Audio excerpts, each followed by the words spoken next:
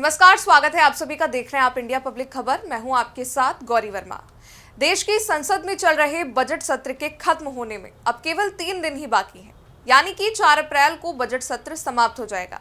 अब बजट सत्र के समाप्त होने से पहले ही सियासी गलियारों में हलचल तेज हो गई है, जिसका कारण सत्र नहीं बल्कि वक्फ बिल है। दरअसल सरकार की ओर से सामने आ रहे बयानों से कयास लगाए जा रहे हैं कि इस सत्र की समाप्ति से पहले ही संसद में वक्फ बिल को पेश किया जाएगा और यानी कि 4 अप्रैल से पहले ही देश की संसद में वक्फ बिल को लेकर मंथन होगा। देखा जाए तो अगर सरकार इस सत्र की समाप्ति से पहले इस बिल को पेश करती है तो दोनों सदनों से बिल को पारित करने के लिए सरकार के पास कुल 2 दिन का वक्त होना चाहिए।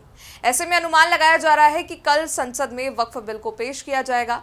हालांकि ये उतना आसान नहीं है जितना सुनने में लग रहा है, क्योंकि याद हो इससे पहले जब साल 2024 में 8 अगस्त को ये विधेयक सदन में पेश किया गया था तो एक बड़ी बहस हुई थी और इस बिल को सरकार द्वारा बनाई गई जेपीसी बैठक के पास सौंप दिया गया था। अब जैसे ये हवा उड़ने लगी है कि संसद में बिल पेश हो सकता है तो सियासी पारा भी हाई हो चुका है। विपक्ष हो या बिल के विरोध में खड़े मुस्लिम संगठन, सभी सरकार के खिलाफ जमकर विरोध कर रहे हैं। अब ऐसे में ये देखना बाकी है कि सियासी हथकंडों को अपनाकर बिल के खिलाफ क्या रणनीति होगी, कौन सी चुनौतियां सरकार के सामने खड़ी होने वाली हैं और बिल को लेकर संसद का नंबर प्लेट कैसे साथ देता है। दरअसल कुछ वक्त पहले एक निजी चैनल से बातचीत के दौरान देश के गृह मंत्री अमित शाह ने ये कहा था कि संसद सत्र के इस चरण के खत्म होने से पहले वक्फ बिल को संसद में पेश किया जा सकता है। तो वहीं अब संसदीय कार्य और अल्पसंख्यक कल्याण मंत्री किरेन रिजिजू ने भी ये कह दिया है कि सरकार बिल को पेश करने की तैयारी कर रही है। इस तैयारी के शुरू होने से पहले कल एक घमासान की तस्वीर देखने को मिली थी, जहां ईद की नमाज पढ़ने के बाद लोग काली पट्टी बांधकर वक्फ बिल का विरोध कर रहे थे। तो वहीं सरकार का कहना है कि जिस तरह सीएए और 3 तलाक को लेकर लोगों को गुमराह करने की कोशिश की गई थी, ठीक उसी तरह इस बार भी की जा रही है। विपक्ष का एक बड़ा गुट इस वक्त सरकार के खिलाफ खड़े मुस्लिम संगठनों से हमदर्दी दिखा रहा है और सियासी रोटियां सेक रहा है और बयानबाजी का दौर भी जारी है। कल यूपी के मुखिया योगी आदित्यनाथ ने भी एक इंटरव्यू में वक्फ संशोधन बिल पर बड़ी बात कही। सीएम योगी आदित्यनाथ ने कहा, हर अच्छे काम का विरोध होता है और इसी तरह वक्फ संशोधन विधेयक पर भी हल्ला हो रहा है। आगे सीएम ने वक्फ अमेंडेड बिल का विरोध कर रहे लोगों से पूछा कि जो इस मुद्दे पर हंगामा कर रहे हैं वो उनसे पूछना चाहते हैं कि क्या वक्फ बोर्ड ने कोई कल्याण किया है। सब कुछ छोड़िए, क्या वक्फ ने मुसलमानों का भी कोई कल्याण किया है। इसके बाद उन्होंने कहा कि वक्फ निजी स्वार्थ का केंद्र बन गया है, ये किसी भी सरकारी संपत्ति पर जबरन कब्जा करने का माध्यम बन गया है और रिफॉर्म समय की मांग है और हर रिफॉर्म का विरोध होता है। यही नहीं, आज यूपी के पूर्व मुख्यमंत्री और सपा प्रमुख अखिलेश यादव ने भी सरकार के खिलाफ तंज कसते हुए कहा कि हम इस वक्फ बिल के खिलाफ हैं, क्योंकि बीजेपी हर जगह अपना कंट्रोल चाहती है। ये सरकार हर जगह हस्तक्षेप कर रही है और हर जगह कंट्रोल चाहती है। फिलहाल इन बयानबाजियों के बीच एनडीए के 2 घटक दलों जेडीयू और टीडीपी के रुख की भी चर्चा हो रही है। ये दोनों ही घटक ऐसे हैं जिनकी छवि सेक्युलर पार्टी के रूप में बनी हुई है। बात करें जेडीयू की तो बिहार में जेडीयू की जीत के पीछे एक बड़ा रोल मुस्लिम वोटरों का ही था, जो अब उनसे नाराज हो गए हैं और बिहार में विधानसभा चुनाव भी नजदीक आ रहे हैं। ऐसे में एक बार फिर से नीतीश कुमार असमंजस में हैं। यही नहीं, उनकी इफ्तार पार्टी का भी इस बार मुस्लिम संगठनों ने खूब बहिष्कार किया था, लेकिन जो मुस्लिम संगठन बिल के समर्थन में है वो वहां पहुंचे। बात करें टीडीपी की तो वो भी बिल के साथ है, जिस पर एआईएमआईएम चीफ असदुद्दीन ओवैसी ने कहा, ये वक्फ बर्बाद बिल है। इनका एक ही मकसद है, मुसलमानों से नफरत और हिंदुत्व की आइडियोलॉजी को लाना। चंद्रबाबू नायडू को सोचना चाहिए कि वो क्या करवाना चाह रहे हैं। उधर वक्फ बिल पर जेडीयू ने बड़ा बयान दिया है। जेडीयू ने कहा कि नीतीश कुमार ने मुसलमानों के लिए काम किया है, संसद में हम अपना रुख साफ करेंगे। फिलहाल इस सियासी संग्राम के पीछे जो बड़ी चुनौती है वो है मुस्लिम संगठनों का माइंडसेट। एक तरफ सरकार का कहना है कि वो बिल लाकर वक्फ से जुड़े विवादों को निपटाएगी, तो वहीं मुस्लिम पर्सनल लॉ बोर्ड का मानना है कि वक्फ संशोधन विधेयक के आने से मुसलमानों के अधिकारों पर हस्तक्षेप होगा। उसका यह भी मानना है कि ये मुसलमानों का आंतरिक मामला है जिसमें सरकार को दखल नहीं देना चाहिए।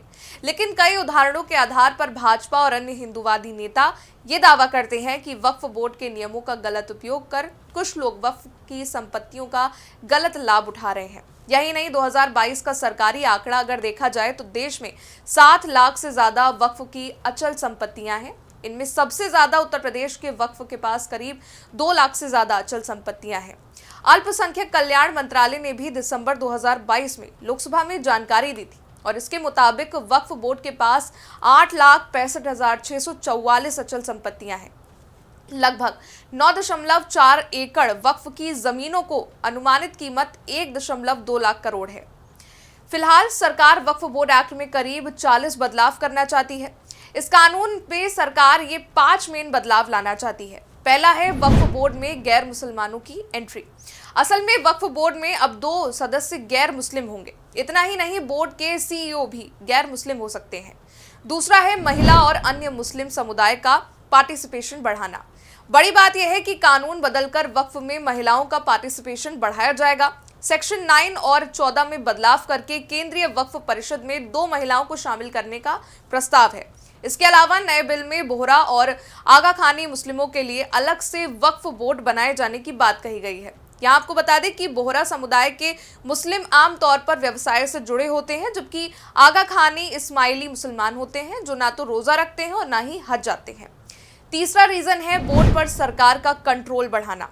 भारत सरकार कानून बदलकर वक्फ बोर्ड की संपत्ति पर कंट्रोल बढ़ाएगी। वक्फ बोर्ड के मैनेजमेंट में गैर मुस्लिम एक्सपर्ट्स को शामिल कर और सरकारी अधिकारियों से वक्फ के ऑडिट कराने से वक्फ के पैसे और संपत्ति का हिसाब किताब ट्रांसपेरेंट होगा। केंद्र सरकार अब सीएजी के जरिए वक्फ की संपत्ति का ऑडिट करा सकेगी। इसके अलावा एक और कारण है जिला मजिस्ट्रेट के ऑफिस में रजिस्ट्रेशन।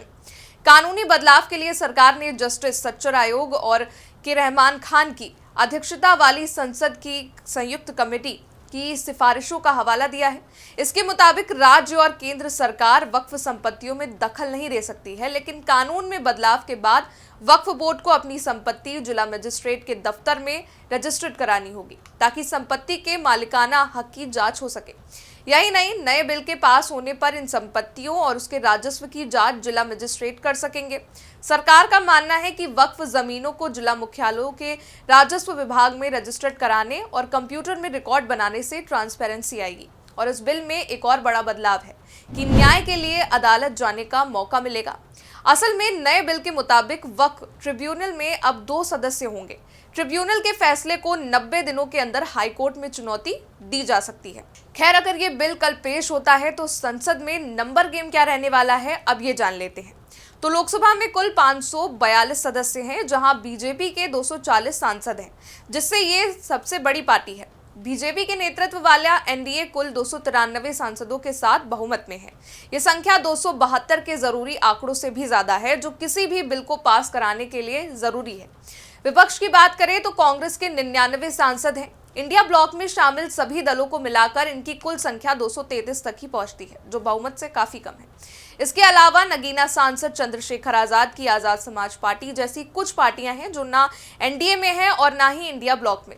साथ ही कुछ निर्दलीय सांसद भी हैं जो किसी गठबंधन के साथ खुलकर नहीं है। वहीं राज्यसभा में इस समय कुल 236 सदस्य हैं। इनमें बीजेपी के 98 सांसद हैं। अगर गठबंधनों की बात करें तो एनडीए के पास करीब 115 सांसद हैं और इसके अलावा 6 मनोनीत सदस्य हैं जो आमतौर पर सरकार के पक्ष में मतदान करते हैं। इन्हें जोड़ने पर एनडीए की संख्या 121 पहुंचती है, जो किसी भी विधेयक को पारित कराने के लिए जरूरी 119 के आंकड़ों से 2 ज्यादा है। विपक्ष की बात करें तो कांग्रेस के 27 सांसद हैं और इंडिया ब्लॉक के अन्य दलों के 58 सदस्य हैं, यानी विपक्ष के कुल 85 सांसद हैं। इसके अलावा वाईएसआर कांग्रेस के 9, बीजेडी के 7 और आईएडीएमके के 4 सदस्य राज्यसभा में हैं।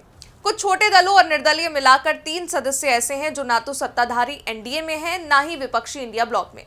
अब नंबर गेम तो सरकार के खेमे में जाता दिख रहा है, लेकिन विरोध कर रहे मुस्लिम संगठन अब क्या करते हैं, ये आने वाला वक्त तय करेगा। फिलहाल इस रिपोर्ट में बस इतना ही। देश दुनिया की तमाम बड़ी खबरों के लिए आप देखते रहिए इंडिया पब्लिक खबर।